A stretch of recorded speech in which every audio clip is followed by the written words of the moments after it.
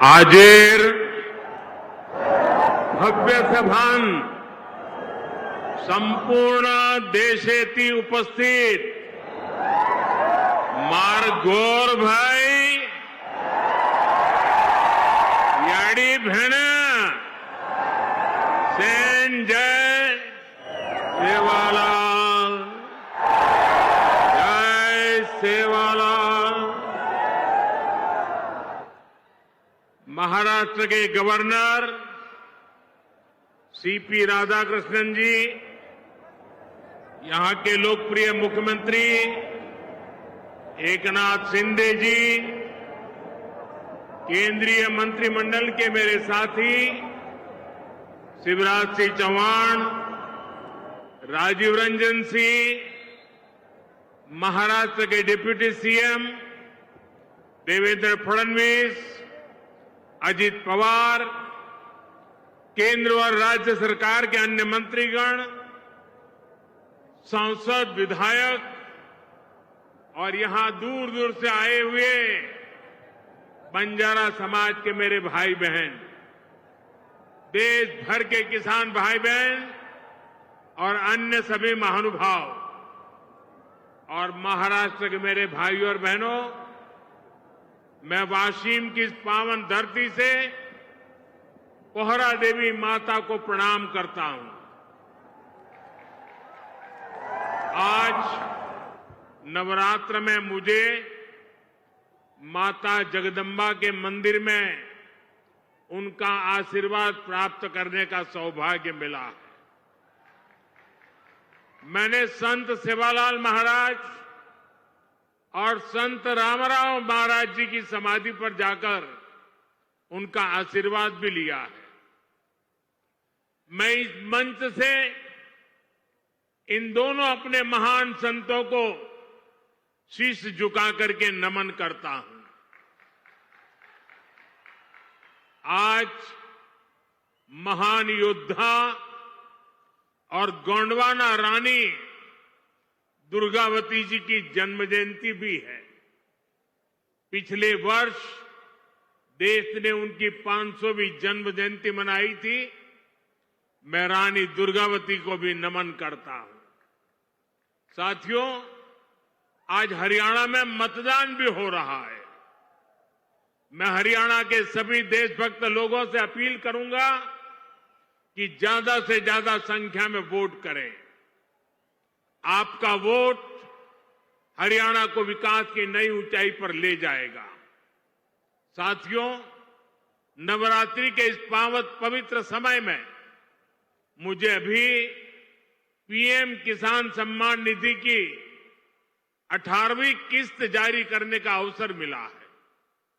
देश के 9.5 करोड़ किसानों के खातों में आज 20,000 करोड़ रुपए ट्रांसफर किए गए हैं। महाराष्ट्र की डबल इंजन की सरकार तो यहां के किसानों को डबल फायदा पहुंचा रही है। नमो शेतकारी महासम्मान योजना के तहत महाराष्ट्र के 90 लाख से ज्यादा किसानों को करीब 1900 करोड़ रुपए दिए गए हैं। आज कृषि, पशुपालन और किसान उत्पाद संघ एफपीओ से जुड़े सैकड़ों करोड़ रुपए के प्रोजेक्ट भी जनता को समर्पित किए गए हैं। पोहरा देवी के आशीर्वाद से मुझे अभी लाड़की बहन योजना की लाभार्थियों को मदद देने का भी सौभाग्य मिला है। ये योजना नारी शक्ति का सामर्थ्य बढ़ा रही है। मैं महाराष्ट्र के भाई बहनों को, देश के सभी किसान भाई बहनों को हार्दिक बधाई देता हूं। साथियों, आज यहां आने से पहले मुझे पोहरा देवी में बंजारा विरासत संग्रहालय के लोकार्पण का भी सौभाग्य मिला है। देश की महान बंजारा संस्कृति, इतनी बड़ी विरासत, इतनी प्राचीन परंपरा, ये म्यूजियम देश की नई पीढ़ियों को इनसे परिचित कराएगा। और मैं आप सबसे आग्रह करता हूं, ये जो मंच पर बैठे हैं उनको भी आग्रह करता हूं कि आज जाने से पहले ये बंजारा विरासत संग्रहालय देख करके ही जाना।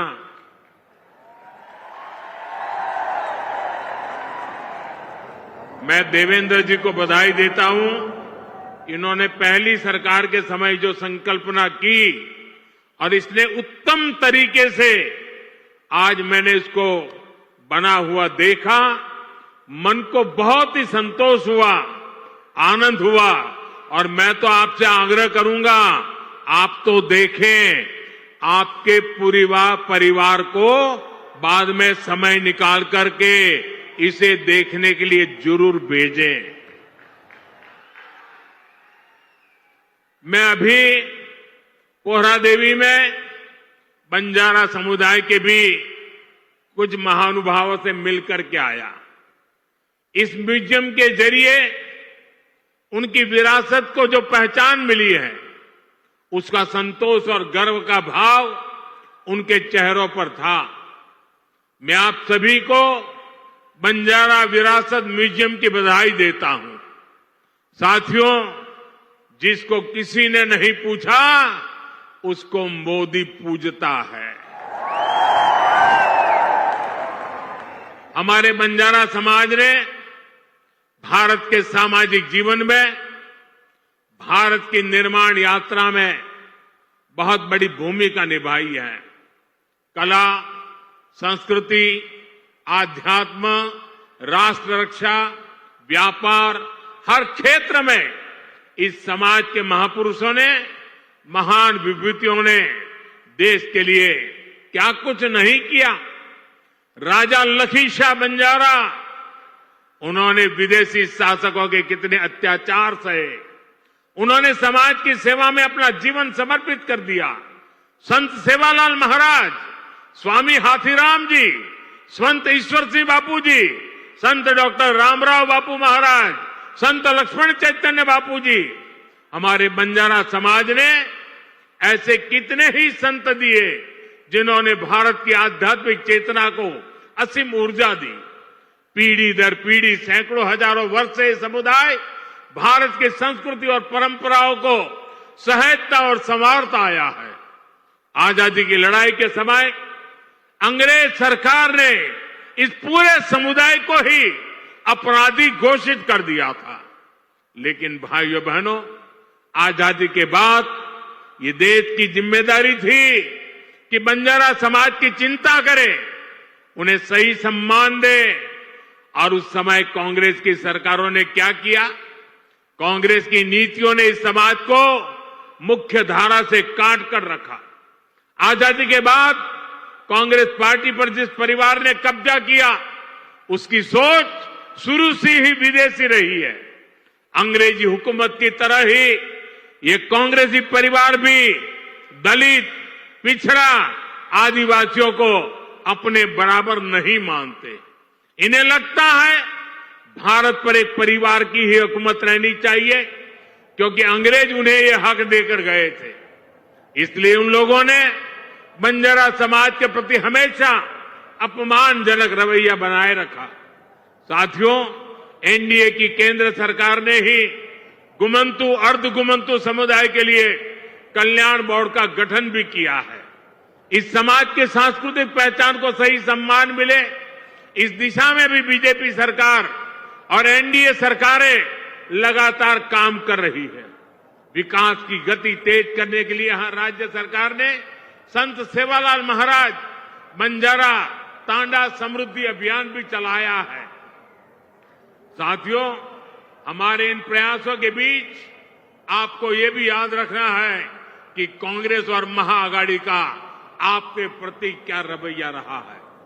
जब फडणवीस जी मुख्यमंत्री थे, तब पहरा देवी तीर्थ क्षेत्र के विकास की योजना बनी थी, लेकिन बीच में महाआघाड़ी की सरकार आई और उन्होंने इस काम पर ब्रेक लगा दिया।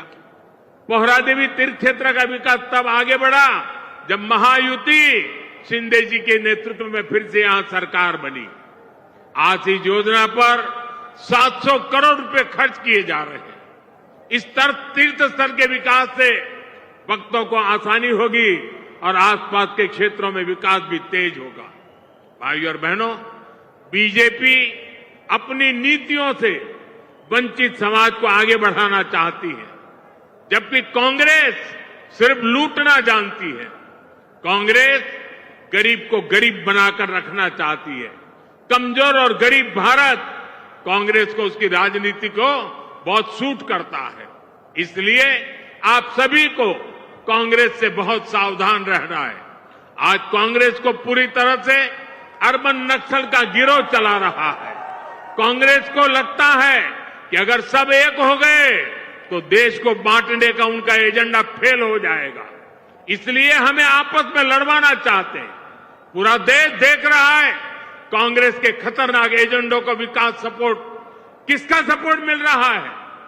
जो लोग भारत को आगे बढ़ने से रोकना चाहते हैं वो इन दिनों कांग्रेस के सबसे करीबी दोस्त हैं।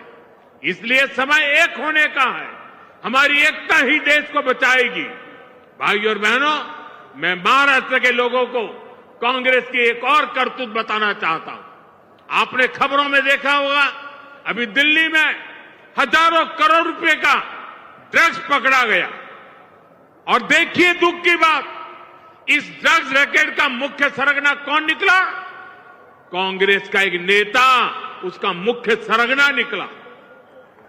कांग्रेस युवाओं को नशे की लत में धकेलकर उस पैसे से चुनाव लड़ना और जीतना चाहती है। हमें इस खतरे से सावधान रहना है और दूसरों को भी सावधान करना है। हमें साथ मिलकर ये लड़ाई जीतनी होगी। साथियों, आज हमारी सरकार का हर निर्णय, हर नीति विकसित भारत को समर्पित है और विकसित भारत का बहुत बड़ा आधार हमारे किसान हैं। किसानों को सशक्त बनाने की दिशा में आज कई बड़े कदम उठाए गए हैं। आज 9,200 किसान उत्पाद संघ एफपीओ देश को समर्पित किए गए हैं। अभी कृषि के लिए कई इंफ्रास्ट्रक्चर प्रोजेक्ट का भी लोकार्पण हुआ है। इनसे कृषि उत्पादों के स्टोरेज, प्रोसेसिंग और प्रबंधन की क्षमता बढ़ेगी। ये सारे प्रयास किसानों की आय बढ़ाने में मदद करेंगे। वैसे यहां महाराष्ट्र में तो किसानों को एनडीए सरकार में डबल फायदा हो रहा है। एकनाथ जी शिंदे की सरकार ने किसानों का बिजली बिल भी जीरो कर दिया है। आमच्या शेतकऱ्यांना विजेचे बिल मिळत आहेत, त्यावर शून्य लिहिलेले आहे ना। साथियों, महाराष्ट्र के किसानों ने, विदर्भ के किसानों ने कई दशकों तक बड़े संकटों का सामना किया है।